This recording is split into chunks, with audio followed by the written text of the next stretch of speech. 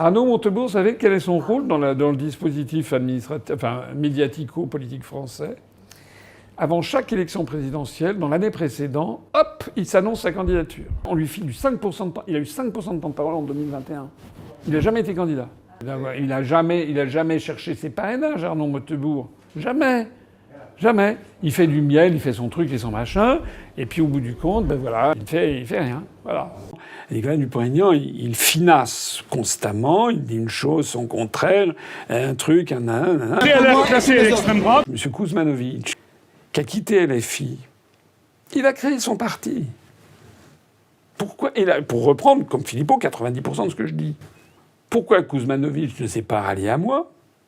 Quant à Cheminade, je me rappelle qu'il y a quelques années, il avait publié un article qu'il était pour une France européenne dans une Europe américanisée. Cheminade a téléphoné personnellement à plusieurs dizaines de maires pour dire ne donnez pas votre parrainage à M. Asselineau, donnez-le à M. Kuzmanovic. Alors que Kuzmanovic ne cherchait pas ses parrainages.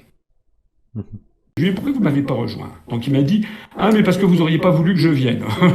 C'est un peu fort de carré, il n'est pas venu nous voir. Mais en fait, Je ne veux pas Philippot. Philippot, c'est extrême droite. c'est les jours. J'en ai assez qu'on me parle de cet escroc politique qu'est M. Philippot. Plus de 80% de nos adhérents refusaient tout accord avec M. Philippot. Il ne veut pas l'union des souverainistes, Philippot. Il veut me tuer. Il veut me tuer. Il a fait partie du complot contre nous.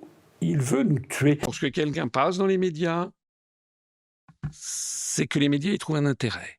On annonce que M. Onfray, d'un seul coup d'un seul, veut présenter une liste aux élections européennes. Tiens donc. Et pourquoi donc? Et d'ailleurs, qu'est-ce qu'il apporte, M. Onfray? De Philippe de Villiers?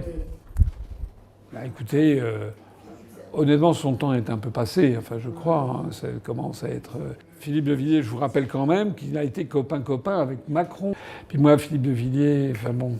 Après, vous allez... non, après, on va dire que je dis du mal. Alors, non, j'ai des anecdotes, mais je vais pas en dire.